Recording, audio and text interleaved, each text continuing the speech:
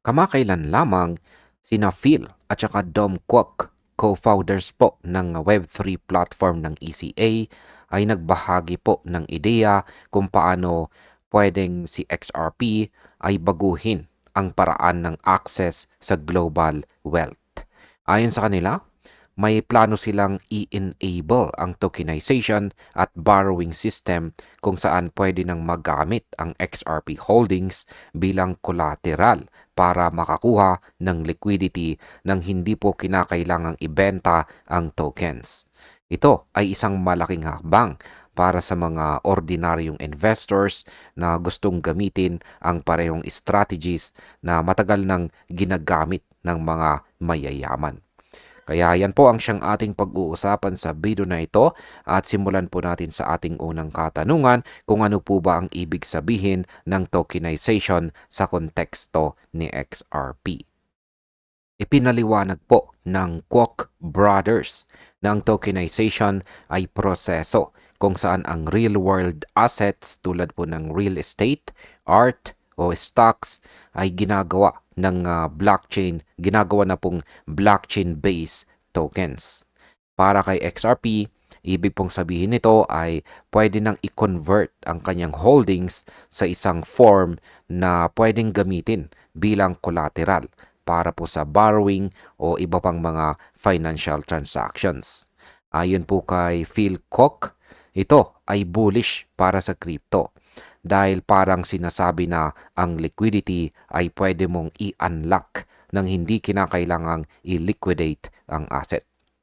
Sa market impact, ang tokenization po ay pwedeng magdala ng bagong use cases para kay XRP, mag-attract ng retail at saka institutional users at magdagdag ng demand para sa coin habang lumalawak po ang adoption sa DeFi ecosystem. Ano naman po ang plano ng ECA para sa XRP-based borrowing? Ayon po sa ECA, ang modelong ito ay ilalabas para sa lahat at magsisimula po kay XRP. Ang ibig sabihin nito ay pwede nang ma-access ng mga ordinaryong investors ang parehong wealth building strategy na ginagamit ng mga malalaking investors. Sa system, ang users ay maglalak ng kanilang XRP bilang collateral. Pwedeng humiram ng stable coins or fiat at babayaran ito sa hinarap. Habang hindi pa nabebenta ang XRP, pwede pa rin itong tumaas. Pwede pong tumaas ang value nito at kumita ang investor. Kaya sa market impact, ang bagong utility para kay XRP ay pwede pong mag-increase or magpataas ng holding behavior habang pinapalaki ang long-term demand, lalo na sa mga retail investors na gustong i-maximize ang gains nang hindi po nagsisell. Ngayon ay paano naman ito nakakatulong sa tax strategy? Isa po sa pinakamalaking benefits ng ganitong system ay ang tax efficiency. Dahil hindi ibinebenta si XRP, hindi ito nagtitrigger ng taxable event. Ito ay strategy na matagal nang ginagamit ng ultra-rich para i-defer ang taxes habang may access po ang liquidity. Para po sa mga everyday investors, si XRP ay pwede nang magbigay ng parehong advantage na dati ay exclusive sa mga malalaking investors lamang. Sa market impact, ang tax efficiency na ito ay pwede pong manghikayat ng mas maraming investors na gamitin si XRP bilang collateral sa borrowing na siyang magbibigay po ng mas matatag na demand sa long term. Ano naman po ang mga panganib o risk na iniulat ng community? Ipinunto po ng community na may market risk kapag bumaba ang presyo ni XRP matapos humiram.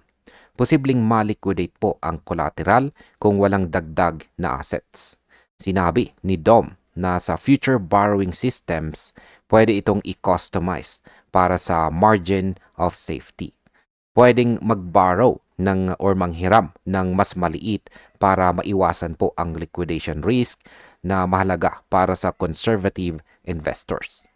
Para kay, ah, para kay XRP, ito ay nagpapakita na may strategy sa risk management bago po tuluyang ilabas ang product.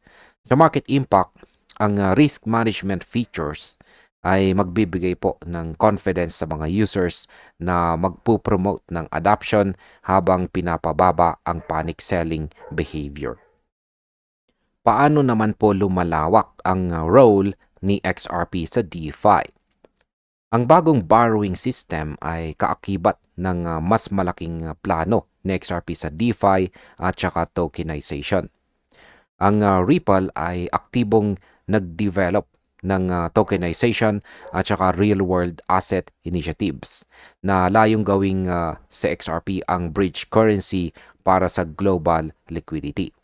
Para kay XRP, ito po ay isang pagkakataon na maging sentral sa ecosystem ng financial services na pwede pang mag-expand ng market adoption sa buong mundo. Sa market impact, ang role po ng XRP bilang bridge currency sa DeFi at saka tokenization ay pwede pong magbigay ng mas malawak na market reach, institutional adoption at matibay po na long-term bullish trend.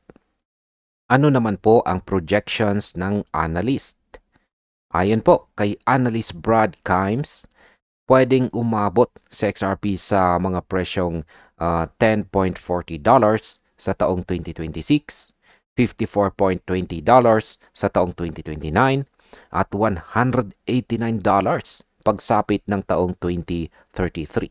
At yan ay kung makukuha nito ang malaking share ng tokenization market.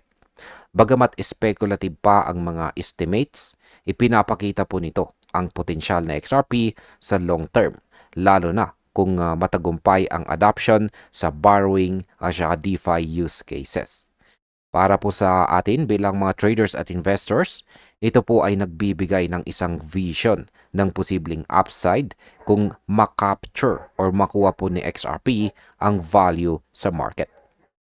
Sa market impact, ang speculative projections ay pwede pong mag-generate ng excitement at saka long-term positioning sa market, lalo na po sa institutional at saka retail investors na naghahanap ng high growth potential. Ngayon ay bakit po ba mahalaga ang borrowing system para sa mga ordinaryong investors? Sa madaling salita, ang borrowing system na ito ay nagbibigay po sa mga ordinaryong investors ng parehong strategy na matagal nang ginagamit ng mga rich or mayayaman. Yan ay ang humiram laban sa appreciating assets nang hindi kailangang magbenta. Para kay XRP, ito ay malaking development dahil pwede nang ma-access ng bawat isa ang liquidity habang hawak pa rin ang asset na siyang nagpo-promote ng hodling at long-term wealth building. Sa market impact, ang pag-access po sa liquidity nang hindi po nagsisell ay pwedeng mag-stabilize sa presyo habang pinapalakas po ang hodling behavior at saka long-term demand para kay XRP. At bilang panghuli, ay ano naman ang aking masasabi tungkol dito. Para po sa akin, ang bagong strategy po ni ECA ay isang napakahalagang hakbang para kay XRP. Pinapakita po nito na hindi lang speculative asset si XRP, kundi may functional utility sa tokenization at saka DeFi. Ang borrowing system ay magbibigay po ng parehong advantage na ginagamit ng mga rich or mga mayayaman para sa wealth building. Habang may mga risk management features na magpuprotekta sa mga investors. Sa long term, ang role ng XRP bilang collateral at saka bridge currency ay pwede pong magbigay ng matibay na adoption, mas mataas na liquidity at saka potential upside sa presyo. Exciting po ang development na ito at malinaw na may strategic vision sa likod ng coin. At ayan, hanggang dito na lamang po tayo sa video na ito mga ka-crypto. Maraming salamat sa panonood.